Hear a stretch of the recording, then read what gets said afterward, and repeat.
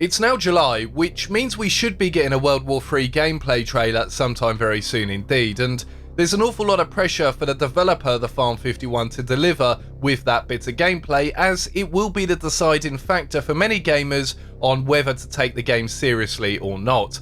Before they finally reveal the gameplay trailer, however, the devs have decided to publish a behind the scenes look at various weapon testing. It definitely works to drive up the excitement a bit for this game. I'm going to use those behind the scenes as a backdrop while I discuss the known weapons list, recap details on the armor versus projectile system, and talk about what I'm hoping to see in that gameplay trailer when it does finally release.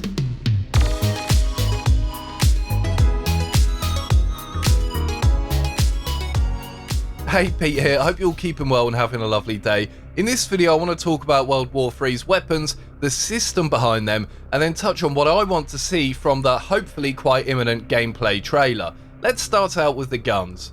World War III puts a massive focus on the tools of the trade, the weapons used in combat during this Third World War. As this video shows you, the devs have been going hands-on with real-life guns to research how they look, sound, feel and fire. Though this montage of clips is only a minute long, there are a lot of different guns showcased. There are numerous slow-motion close-ups that really make a point of what the weapons are being used, and this makes me think that a lot of these guns will be seen in the game. I mean, why would they be featuring the weapons so prominently if they were just going to leave them out? Slight speculation there on my part, I do admit, but that's what I'm thinking with regards to these dev videos. Anyway, what we know for certain is that there are going to be assault rifles, SMGs, LMGs, shotguns, precision sniper rifles, pistols and explosive weapons too, like RPGs. Focusing on sniper rifles for just a moment, the devs have confirmed 3 different guns that we can expect to see during the early access. Now, I covered these in the last video, so just going over them briefly again: the T5000, the G29 and the TOR 12.7, but there are also plans as well to add the ORM and the M200 at a later stage.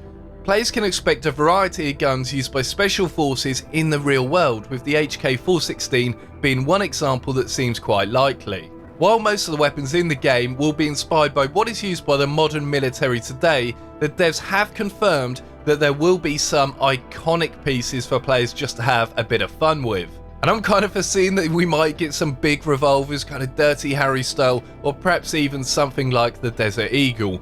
In addition to those weapons though, players will also have access to different types of grenades, so presumably there will be lethal and non-lethal variants of the grenades, as well as confirmed Semtex and Claymores. This of course will provide different strategic elements to the game. We're all familiar with different types of grenades from other first-person shooter games like the fragmentation grenade, the stun grenade, and of course the smoke grenade. And my bet is that these are some of the likely candidates for the game. There may be others added, but the vibe very much seems to be about providing the gamer with tactical options.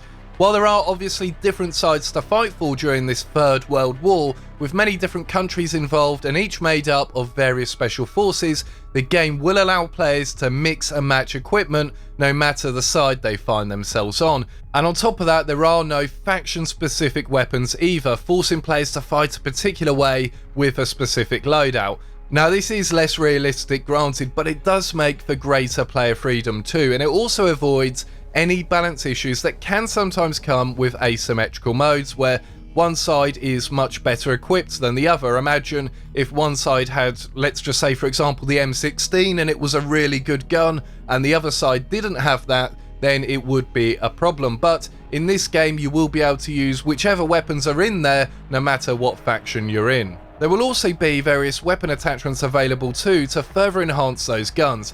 The customization system has been described as very versatile, and players must consider both the pros and the cons of equipping a gun with a bunch of attachments. You see, the more attachments you add to your weapon, the heavier it becomes, which will affect your overall player movement speed. Now, with regards to the attachments, they will include different stocks, barrels, sights, magazine types, grips, laser modules and flashlights too. Those of you who have played a game like Rainbow Six Siege or one of the modern Battlefield games like Battlefield 4 or Battlefield 3 should have a good grasp on how the customization system will likely work. Another feature that is being adopted by many of this year's big shooter releases is predictable recoil, and this is also the case in World War III, with weapons kicking in a learnable way.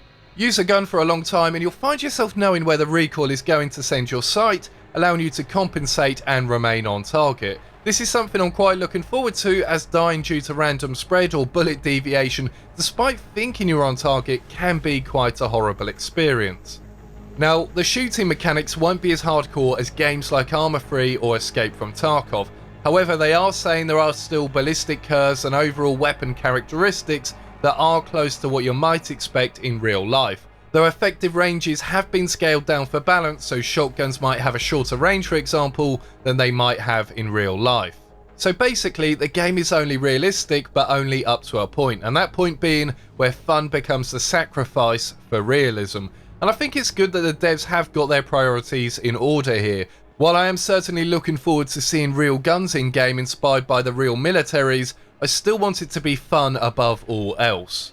In a multiplayer only game, it's nice to have a private area where you can warm up or practice with new weapons, and the devs have confirmed that World War III will have a test range at some point, but it's not clear exactly when it will be added. I think an area where you can try different guns and attachment combos to make sure they work before you take them out into the real fight would definitely be appreciated by the players. Now, in the current build of the game, bullets are actually affected by wind, drag and different surface simulation. If that seems a little bit over the top to you, the devs actually agree and will likely be tuning things down just a little bit to make it more fun. Again, the devs could make it hardcore, but they seem to be scaling it back a little bit here. Bullets also have the potential to go through certain materials. The game's ballistic system takes into account the material depth and density, with thinner materials letting bullets through and thicker materials blocking them. Penetration through objects will apparently be done sensibly for this game. Again, this is what the devs are saying. As I said in my previous video, one piece of equipment that has me a little bit worried is the personal armor, and this is basically going to allow players to take more hits before going down.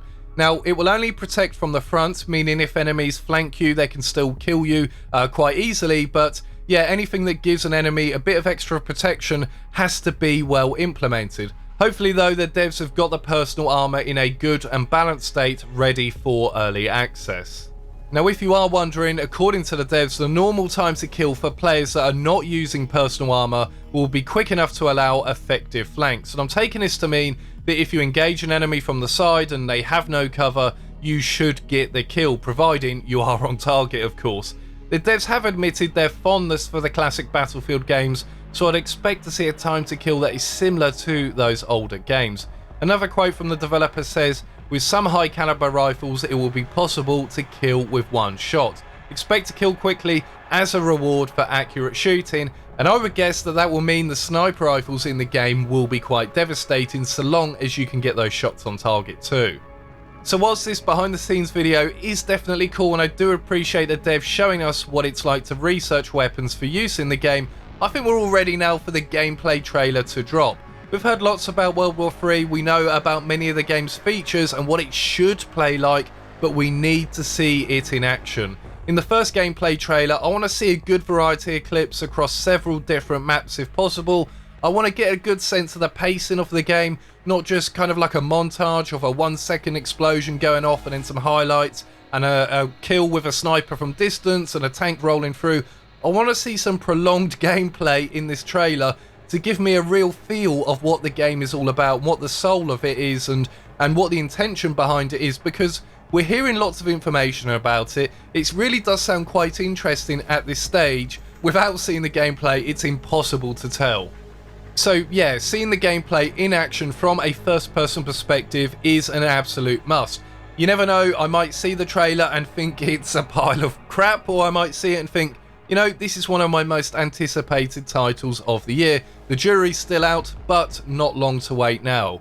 Are you excited for the World War III gameplay trailer? What weapons are you hoping to see in the game? And what other elements and mechanics do you need to see to get excited? Do let me know in the comment section down below. Thank you ever so much for watching this video. I hope you're having a lovely day. And until next time, adios, amigos.